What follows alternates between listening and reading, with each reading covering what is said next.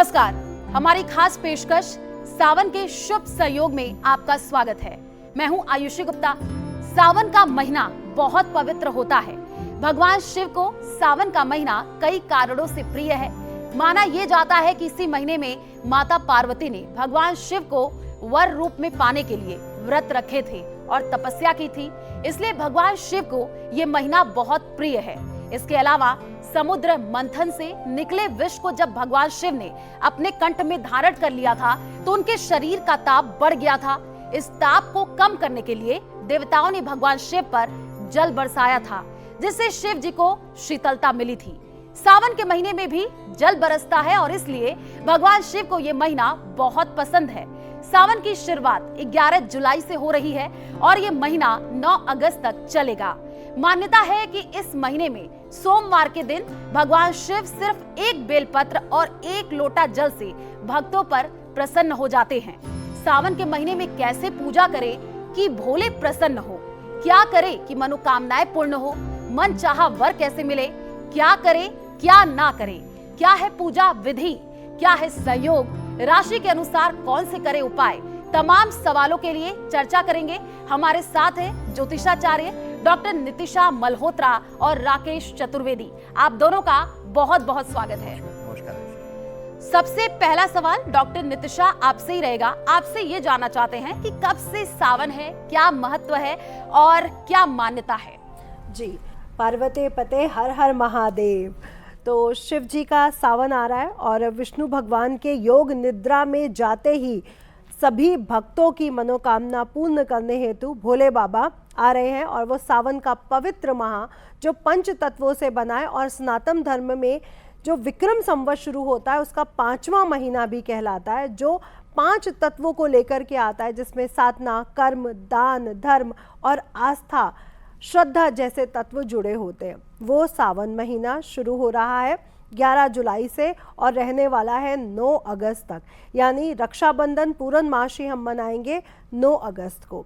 तो ये इतना विशेष महीना है कि जिस माह में शिव जी को प्रसन्न करने के लिए, माँ गौरा को प्रसन्न करने के लिए, हम अपने दाम्पत्य जीवन को सुखमय बनाने के लिए, हम अपने करियर को अच्छा बनाने के लिए और अपनी सभी मनोकामनाओं को पूर्ण करने हेतु श्री शिव जी को और माँ पार्वती जी को मना सकते हैं। जी बिल्कुल, क्योंकि सावन के महीने का इंतजार बहुत ही बेसब्री से शिव भक्तों को होता है। और एक सवाल मैं राकेश जी से लेना चाहूंगी। राकेश जी, पौराणिक कथा क्या है और कौन सा सहयोग है, क्या करे क्या न करे, आपसे जानना चाहेंगे। आयुषी जी, सर्वप्रथम तो न्यूज 18 के सभी दर्शकों को वंदन और भगवान भोलेनाथ की स्तुति के साथ आरंभ करते हैं। मंगलम भगवान शंभो, मंगलम वृषभध्वज, मंगलम पार्वतीनाथ, मंगलाय तनोहरि। हम सभी के जीवन में मंगल आए, इसी के साथ प्रभु की स्तुति करके इस वार्तालाप का आरंभ करते हैं। आपका प्रश्न है कि विशेष रूप से इसका जो सावन है, देखिए सावन जैसे कि आदरणीय नित्या जी ने बताया कि यहाँ पर भगवान भोलेनाथ की आराधना के लिए, लेकिन आप देखिए कि जैसे ही गुरु पूर्णिमा आरंभ, गुरु पूर्णिमा तिथि का अंत होता है आषाढ़ माह की, उसी के साथ भगवान विष्णु जो है शयन में जाते हैं और साथ ही साथ सृष्टि संचालन जो है विशेष रूप से शिव आधीनस्थ आ जाता है। और 4 माह में अलग अलग विभाजित है, श्री गणेश के आधीनस्थ, फिर उसके बाद कार्तिकेय के, माँ दुर्गा के, यही चलता है, यानी शिव परिवार के अधीनस्थ यह चौमासा चलता है। इसको चौमासा भी कहते हैं, इसको बड़ा पुनीत माना जाता है। सावन माह जो है विशेष रूप से संयोग जो इसको कहा जाता है, कहते हैं कि पूरे सावन धरा पर, पृथ्वी पर शिववास होता है। सामान्यतः आप सब दर्शकों ने सुना होगा, जब किसी ब्राह्मण से, विप्र से आप पूछते हैं कि रुद्राभिषेक कब कराया जाए, तो वह पंचांग देखते हैं, कहते हैं कि इस दिन जो है शिव का वास धरा पर है। अभिप्राय यह है कि अन्य समय में शिववास देखा जाता है शिव आराधना के लिए, लेकिन पूरे श्रावण कोई मुहूर्त नहीं, कोई संयोग नहीं। श्रावण माह अपने आप में महासंयोग है और महासंयोग युति लेके आते हैं, क्योंकि इस समय गृहस्थ जीवन के लिए सबसे पुनीत समय है। कहीं भी अगर आप भक्ति भाव से इस पूरे श्रावण मास में अगर शीश झुकाते हैं, वहां उस पत्थर पर जल अर्पित करते हैं, तो भोलेनाथ स्वयं उसको ग्रहण करके आपको जो है मनवांछित वर की प्राप्ति कराते हैं। बिल्कुल, क्योंकि कई सारे उपाय किए जाते हैं भगवान शिव को प्रसन्न करने के लिए। डॉक्टर नितिशा, मेरा आपसे ये सवाल रहेगा, क्योंकि कुंवारी लड़कियां वो मनचाहे वर के लिए तमाम तरीके की कोशिशें करती हैं भगवान शिव को रिझाने के लिए, मनाने के लिए। कौन से वो उपाय करें जिससे मनचाहा वर उनको मिले? जी, पहला तो मैं एक पौराणिक कथा के अनुसार जुड़ना चाहूँगी जो शिव पुराण से हमें मिलती है, जहाँ पे शिव जी को सावन माह में कहा गया है कि जब लक्ष्मी जी समुद्र से, सभी रत्न समुद्र से बाहर आए, उसी समय कोलाहल भरा हुआ विष भी उस समय समुद्र से बाहर आया, जिससे प्रभु भोले बाबा ने सभी भक्तों के लिए, सभी पृथ्वी का नाश ना हो, ये कोलाहल से सभी को दिक्कत ना हो, इसलिए शिव जी ने उन्हें अपने कंठ में धारण किया। उस विष की ऊर्जा, गर्मी इतनी ज़्यादा थी कि शिव जी का पूरा ही शरीर नीले रंग का हो गया। तब सभी देवताओं ने माँ पार्वती के आग्रह पर शिव जी का अभिषेक जल से, दूध से, ये अभिषेक करना ही शिव जी को प्रसन्न करने के बराबर है। पूरा ही माह कहा गया है कि अगर आप किसी भी तरह से अभिषेक कर लेते हैं, चाहे जल से करें, चाहे गंगा जल से, चाहे दूध से करें, शिव जी और माँ पार्वती आपसे प्रसन्न हो जाती हैं। स्पेशली मैं कन्याओं से कहूँगी कि दुग्ध, मीठा दूध, चीनी या शक्कर मिला हुआ दूध, अगर केसर मिलाकर के आप शिव जी पर अभिषेक करते हैं, सोमवार के व्रत रखते हैं, जल वाला व्रत भी रख सकते हैं और फलाहारी व्रत भी रख सकते हैं, तो आपकी जो वर के लिए या वधु प्राप्ति के लिए जो आपकी इच्छा है वो पूर्ण होती है और शिव जी प्रसन्न होके, माँ गोरा प्रसन्न होके आपको अच्छी वर या अच्छी वधु भी दे सकते हैं। बहुत अच्छी बात आपने कही। एक सवाल मैं ले लेती हूँ राकेश जी से। राकेश जी, क्योंकि कहते हैं कि भगवान शिव एक लोटा जल से भी खुश हो जाते हैं, लेकिन सावन का महीना है, लोग तमाम तरीके की कोशिशें करते हैं भगवान शिव को रिझाने के लिए। आपसे ये सवाल रहेगा कि जलाभिषेक करे कैसे, क्या नियम है, क्या क्या ऐसी चीजें अर्पित करें कि भगवान शिव खुश हो जाए? देखिए, सर्वप्रथम तो दर्शकों यह समझना होगा कि भगवान भोलेनाथ को भोला भंडारी कहा जाता है, लेकिन उससे भी विपरीत आप सुन लीजिए कि जितने वह भोले हैं उतने ही जल्दी वह आक्रोशित भी होते हैं। यह सत्यार्थ है और ये हम सामान्य जीवन में देखते हैं कि जो बहुत सीधा साधा रहेगा, कई बार जब उसका आप मान हरण करेंगे तो बहुत जल्दी आक्रोशित भी हो जाता है। भगवान भोलेनाथ के अभिषेक के लिए सबसे सर्वोत्तम तरीका है कि हृदयपूर्ण समर्पण, ब्रह्मचर्य का पालन करिए। अब ब्रह्मचर्य यही नहीं है कि सिर्फ संबंधों में ना आए आप, ब्रह्मचर्य यह भी है किसी के लिए द्वेष भावना ना पालें आप, किसी के लिए गलत ना सोचें। दूसरी चीज आपने कहा कि अभिषेक कैसे करा जाए। अभिषेक के लिए आपने कहा कि एक लोटा जल, एकदम सत्यार्थ है आयुषी जी। प्रभु कहते हैं कि एक लोटा जल समर्पित भावना से अगर आप देते हैं उनको तो वह प्रसन्न हो जाते हैं। लेकिन इसके साथ कई चीजों का वृत्तांत मिलता है, जैसे आप रोगी काया हैं या रोग आपको मिल रहा है, असाध्य रोग से परेशान हैं, तो गिलोय के रस से करिए। संतान या पुत्र धन की प्राप्ति का आपको जो है संयोग चाहिए तो उसके लिए देसी गाय के घी से अभिषेक किया जाता है। इसी तरीके से यश मान सम्मान प्राप्ति के लिए जो है कच्चे दूध यानी कि ताप पर ना चढ़ा हो, प्रयास करिएगा। कोई गौशाला हो, कोई कहीं जो है गाय पाला हो, उससे ले लीजिए, निवेदन कर लीजिए। लेकिन ये भी प्रयास करिएगा कि पैकेट के दूध का भी विपरीत परिस्थितियों में ही प्रयोग करिए। उससे अच्छा है कि साधारण गंगा जल या जल आप जो है साधारण जल या गंगा जल का प्रयोग आप कर लें, वह सर्वोत्तम रहेगा। इसी के साथ अब एक चीज आयुषी और भ्रम आता है, क्योंकि हमारा जो यह मंच है न्यूज 18 का, यह सत्यार्थ और धर्म संगत बातों को करता है।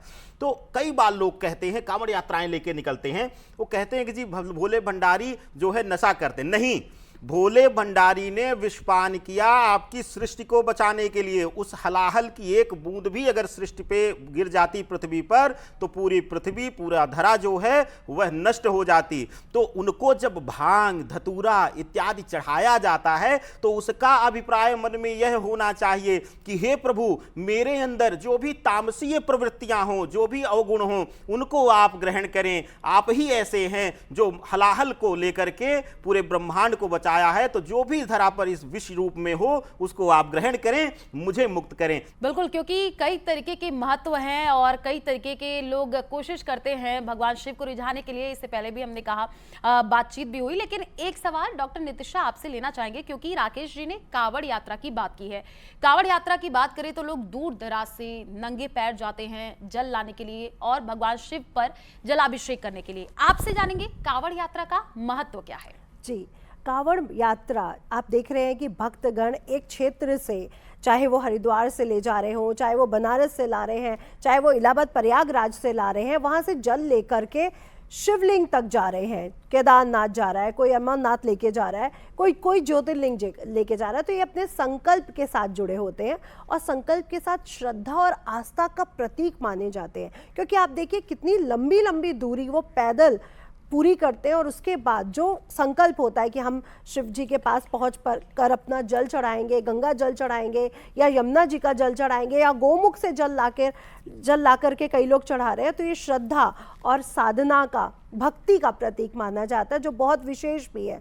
और ये जो समय समय चल रहा है, जो हम देख रहे हैं घटनाएं हमारे आसपास हो रही हैं, उसमें मैं ये बोलना भी चाहूँगी कि कांवड़ यात्रियों को प्लीज़ थोड़ा सा सहयोग करें, उनको थोड़ी सी मदद करें, ताकि उनकी जो यात्रा, थोड़ी सी जो दुर्लभ यात्रा है वो थोड़ी सी सुलभ भी हो सके। इसी से जुड़ा हुआ सवाल मैं लेना चाहूंगी राकेश जी से। राकेश जी, आपसे ये जानना चाहेंगे, क्योंकि सावन लोगों को बहुत इंतजार रहता है और कई तरीके की जो है लोग तैयारियां बहुत पहले से करना शुरू कर देते हैं। आपसे जानना चाहेंगे कि सावन के पहले दिन सुबह उठे, क्या करें, क्या पूजा विधि रहेगी, क्या क्या सामग्री जो है वो रखे भगवान शिव को प्रसन्न करने के लिए?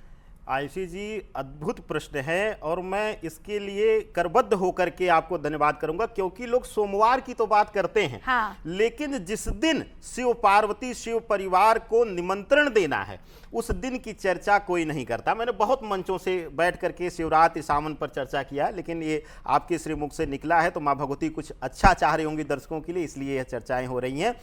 सबसे बड़ा उत्तरदायित्व होता है कि प्रथम दिवस प्रतिपदा तिथि पर, और इसकी शुरुआत भी देखिए प्रथम दिवस से ही पहले हो जाती है, पूर्णिमा के दिन गुरु पूजन करके, क्योंकि धरा पर आदि गुरु की जो संज्ञा दी गई है, जब भी कोई अवतार हुआ है तो उसमें प्रथम गुरु के रूप में शिव को हमेशा पूजा गया है। यही कारण है कि कहते हैं कि राम को भोलेनाथ अति प्रिय थे, श्री रामचंद्र जी को, और भोलेनाथ को विशेष रूप से श्री रामचंद्र जी अति प्रिय थे। दोनों एक दूसरे को पूजनीय रूप से मानते थे। तो आप प्रयास करिए कि ब्रह्म मुहूर्त में स्नान करिए, और घर में अगर आपको पूजन करना है तो शिव परिवार का जो चित्र हो या मूर्ति हो, शिव परिवार में गणेश, कार्तिकेय, माँ गौरी, शिव जी, यह सभी लोग विराजमान रहें। ऐसी अवस्था में वहां पर आपको पूजन करना है और माँ भगवती को आपको आराधना करके गणेश जी की प्रथम पूजा करके प्रसन्न करना है। एक विशेष ध्यान दीजिएगा कि अक्सर हम लोगों में सनातन में तुलसी दल अर्पित करने का विधान, लेकिन शिव जी को तुलसी दल नहीं अर्पित किया जाएगा, यह विशेष ध्यान आपको रखना पड़ेगा। बिल्कुल, ये आपने बहुत अच्छी बात बताई है राकेश जी, क्योंकि ये तो पता होता है कि क्या करें भगवान को प्रसन्न करने के लिए, लेकिन आपने कहा कि भगवान शिव जितना जल्दी मानते हैं उतनी ही जल्दी क्रोधित भी होते हैं।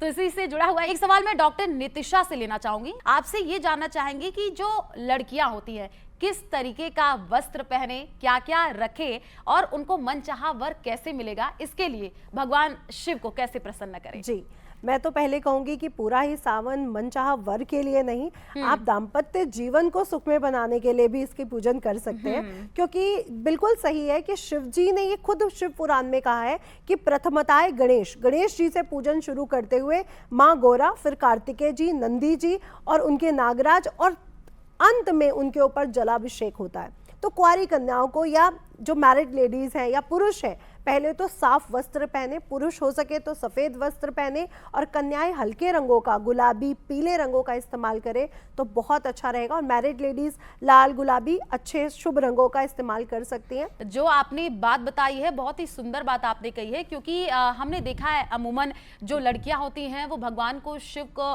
प्रसन्न करने की कोशिशें करती हैं तमाम तरीके की। लेकिन डॉक्टर नितिशा, जिस तरीके से आपने पूजा की विधि और विधान बताए हैं, जाहिर सी बात है जो दर्शक देख रहे होंगे उस तरीके से अगर वो भगवान शिव की पूजा करते हैं तो मनचाहा जो फल है वो उनको मिलेगा, क्योंकि सावन पूरा महीना भगवान शिव का होता है। तो किन राशियों के लिए सावन शुभ रहेगा, अब उसकी बात करते हैं। सबसे पहले डॉक्टर नितिशा, आपसे जानना चाहेंगे मेष, वृषभ और मिथुन राशि के बारे में। जी, तो मेष राशि वाले प्रसन्न हो जाएं, क्योंकि सूर्य गोचर करेंगे जुलाई के 16 तारीख को कर्क राशि में, आपके चतुर्थ भाव में पहुंच जाएंगे और इस समय गोचर कर रहे हैं तृतीय भाव से। तो मेष राशि वालों के लिए ये पूरा ही सावन शुभ सहयोग लेकर के आ रहा है। आपके लिए यह माह बहुत विशेष जाने वाला है। करियर में, आपके घर बनने में बहुत अच्छी सफलता आपको मिलने वाली है। स्पेशली करियर में, बिजनेस व्यवसाय में आपको बहुत अच्छी सफलता मिलेगी। अगर आप राजनीति से जुड़े हुए हैं तो यहाँ पर भी आपको सफलता के योग बनते हुए नजर आ रहे हैं। और साथ ही साथ अगर आपकी कोई मनचाही इच्छा या कोई कोर्ट केस रुका हुआ है तो वो भी पूर्ण होता हुआ नजर आ रहा है। पूरा ही माह अगर आप तांबे के लोटे में जल लेकर के शिवलिंग का अभिषेक करते हैं, गंगा जल से अभिषेक करते हैं, चंदन से, पीले चंदन से बिल्व पत्र पर राम राम लिख के शिवलिंग पे चढ़ाते हैं तो आपको विशेष फलों की प्राप्ति होती है। अगली है वृषभ राशि। वृषभ राशि वालों के लिए तो शुभ संयोग है ही, क्योंकि उनके स्वामी शुक्र उन्हीं की राशि से गोचर करते हुए नजर आ रहे हैं।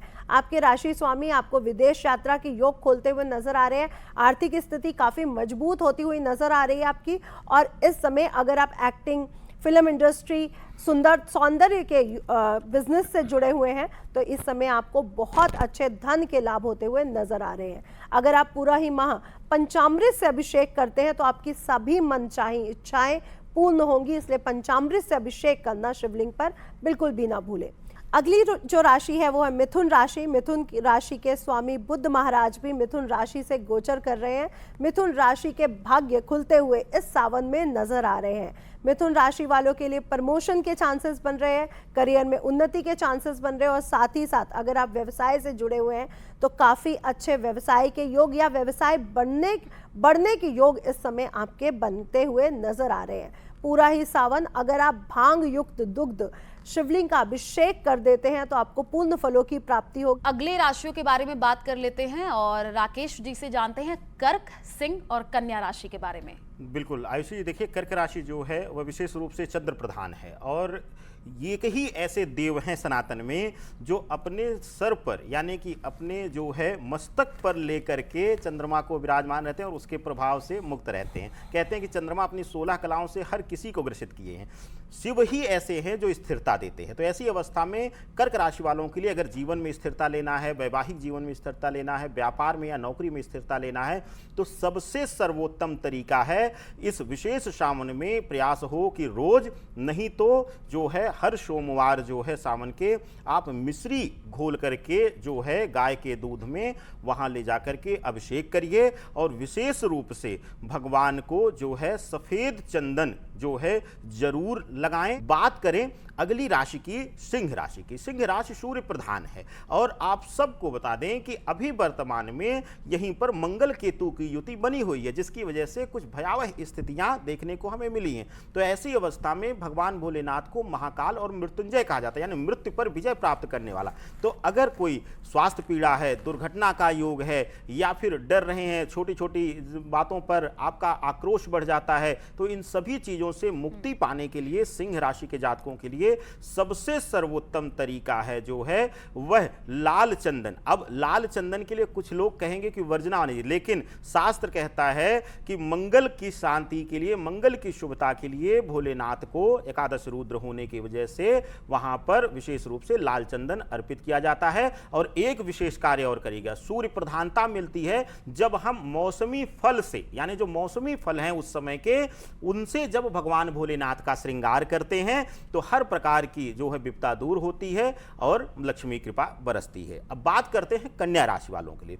कन्या राशि वालों के लिए सिंह से निकल करके मंगल पहुंचने वाले, और कहते हैं कि कन्या राशि में मंगल कई बार जो है वह उद्दंडता दिखाते हैं, यानी अपना तेज दिखाते हैं, क्योंकि नीच राशि से निकल करके उग्रता की तरफ बढ़ रहे होते हैं। तो ऐसी अवस्था में कन्या राशि वालों के लिए अगर चल अचल संपत्ति की इच्छा है या लक्ष्मी की इच्छा है, लक्ष्मी प्राप्ति की इच्छा है, उनको आप विशेष रूप से कन्या राशि वाले जो है वह मां को चुनरी चढ़ाएं, गणेश जी को दूर्वा अर्पित करें और साथ ही साथ भगवान भोलेनाथ के लिए जो है भांग की पत्तियां स्वतः सिलबट्टे पर पीस करके अपने हाथ से, और अगर शिवलिंग पर लेपन किया जाता है तो सर्वोत्तम फल की प्राप्ति भगवान भोलेनाथ कराते हैं आपको।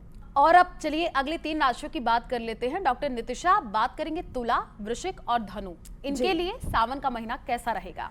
तो तुला राशि वालों के लिए तुला राशि के स्वामी शुक्र महाराज अपनी ही राशि वृषभ राशि से गोचर करते हुए नजर आ रहे हैं। आपके लिए करियर में उन्नति होने के योग बन रहे हैं, व्यवसाय बढ़ने के योग बन रहे हैं और साथ ही साथ आर्थिक स्थिति आपकी काफ़ी मजबूत रहने वाली है। इस समय आपका पूरा ही समय इस समय धन को कमाने में जाने वाला है। अगर आप देसी घी से अभिषेक करते हैं या देसी घी का दीपक केसर डाल करके अगर शिवलिंग के सामने डेली शाम के समय जो ब्रह्म मुहूर्त होता है, गोधूली बेला होता है, उस समय जला देते हैं तो आपके ऊपर विशेष कृपा शिव जी की होगी और आपकी सभी मनोकामनाएं पूर्ण होंगी। तुला राशि के बाद वृश्चिक राशि की बात कर लेते हैं। वृश्चिक राशि के स्वामी मंगल सिंह राशि में गोचर कर रहे हैं, जहाँ पे राहु गत दृष्टि भी उन पर है, केतु के साथ गोचर है और शनि से षडाष्टक योग भी है। वृश्चिक राशि वालों के लिए आर्थिक स्थिति मजबूत होगी, करियर में भी अच्छे योगदान बनते हुए नजर आएंगे, लोगों का साथ उन्हें मिलेगा और व्यवसाय में कुछ लोग ऐसे उनको मिलेंगे जो उनके व्यवसाय को आगे बढ़ा पाए। लेकिन मैं आपसे फिर भी कहना चाहूँगी अपने स्वास्थ्य का ध्यान रखें। स्पेशली गुड़ वाला जल अगर आप शिवलिंग पे चढ़ाते हैं तो आपके लिए पूर्ण फलों की प्राप्ति होगी और हेल्थ भी आपकी अच्छी रहेगी। तो गुड़ या गुड़ वाला जल या गुड़ से बने मिष्ठान से अगर आप अभिषेक कर देते हैं, गुड़ से बनी खीर अगर आप चढ़ा देते हैं तो आपको विशेष फलों की प्राप्ति होगी। वृश्चिक राशि के बाद धनु राशि की बात करूंगी। धनु राशि के स्वामी गुरु महाराज सूर्य के साथ ही गोचर कर रहे हैं, इसलिए आप पर गुरु और राजा सूर्य दोनों की ही विशेष कृपा बनती हुई नजर आ रही है। आपकी आर्थिक स्थिति मजबूत रहेगी, अवसर मिलेंगे और नए रास्ते खुलने के चांसेस भी बन रहे हैं। पूरा ही माह अगर आप मौसमी पीले फलों से अभिषेक करते हैं शिव जी का या फिर पीले जो फल होते हैं उनके रस से अभिषेक कर देते हैं तो आपको पूर्ण फलों की प्राप्ति होती है। साथ ही साथ एक चीज़ और कहना चाहूँगी, आप लोग अगर केसर से बिल्व पत्र पर राम राम लिख के शिवलिंग पे चढ़ा देते हैं तो आपकी सभी इच्छाएं पूर्ण होंगी। अब राकेश जी आपसे लास्ट 3 राशियों के बारे में जानना चाहेंगे, मकर, कुंभ और मीन। कैसा रहेगा सावन का महीना इनके लिए? बिल्कुल, देखिए मकर राशि वालों के लिए यह सावन बहुत अद्भुत रहने वाला है, इनके प्रोफेशनल लाइफ के लिए, इनके पर्सनल लाइफ के लिए। लेकिन फिर भी कहीं ना कहीं इनको थोड़ा सा आर्थिक पीड़ा मिलने की संभावना है। तो ऐसी अवस्था में मकर राशि वालों के लिए सबसे सर्वोत्तम है कि बिल्वपत्र पर 101 या 121 बेलपत्र ले लें और उस पर जो है सीताराम सीताराम लिख करके तीनों पत्तों पर लिखेगा और उसके बाद जो है अभिषेक करें। अभिषेक कैसे करना है, या तो आप नमः शिवाय के साथ कर लें या फिर आप ओम हौं जोंग से लघु मृत्युंजय के साथ करें। यह क्रिया अगर आप कर लेते हैं तो कोई भी आकस्मिक घटना या पीड़ा मिलना, चाहे आर्थिक चाहे स्वास्थ्य पीड़ा, उनसे आपको मुक्ति मिल जाएगी, कोई भी दिक्कत आपको परेशानी नहीं आने वाली है।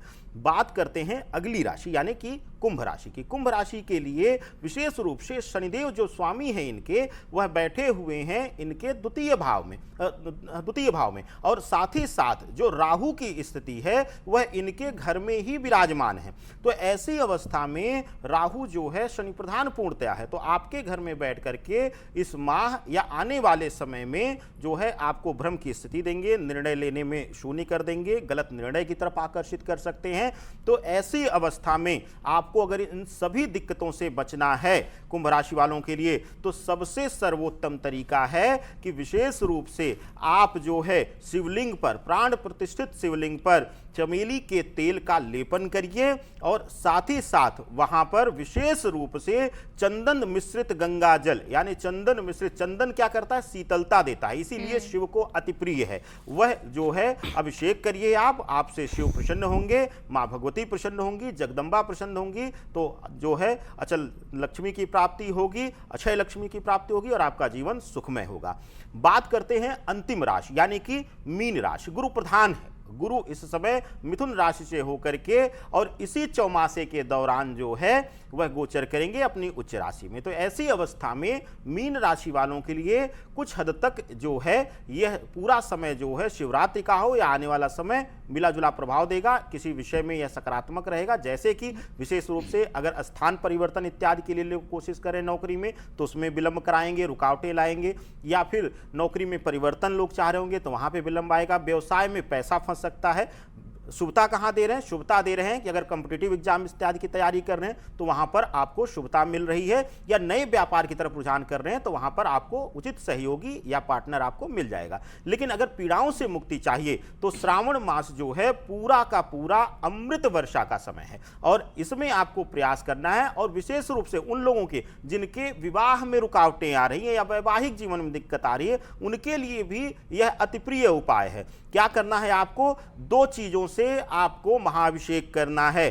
पहला, आपको लेना है चंदन, चाहे सफेद चंदन, पीला चंदन, और उसके बाद शहद से आपको भगवान भोलेनाथ का और संपूर्ण शिव परिवार का, क्योंकि शिवलिंग में संपूर्ण शिव परिवार विराजमान रहता है, तो भगवान गणेश के साथ आरंभ करते हुए, जैसा कि आदरणीय नितिशा जी ने बताया कि पूरे परिवार की उनके उपासना करने के बाद तब जाके शिव जी को अर्पण किया जाता है। तो अगर इस प्रकार से 2 चीजों से आप अभिषेक करते हैं, साथ ही साथ हर राशि के जातक, चाहे मीन के हों, जैसा कि मैंने मकर के लिए बताया, कुंभ के लिए, अन्य राशियों के लिए चर्चा किया गया, पूरे श्रावण अगर शिव को कुछ ना समर्पित कर पाए, कुछ भी हमारे पास ना हो, तो बेलपत्र तो मिल ही जाएगा। सड़क पर कहीं ना कहीं पेड़ ढूंढ लीजिए या दुकान ढूंढ लीजिए, एक बेलपत्र आप सदैव अर्पण करिएगा, रोज नित्य। यह आपको नियम बनाना है, यह सबसे बड़ी शुभता आपके जीवन में देगा।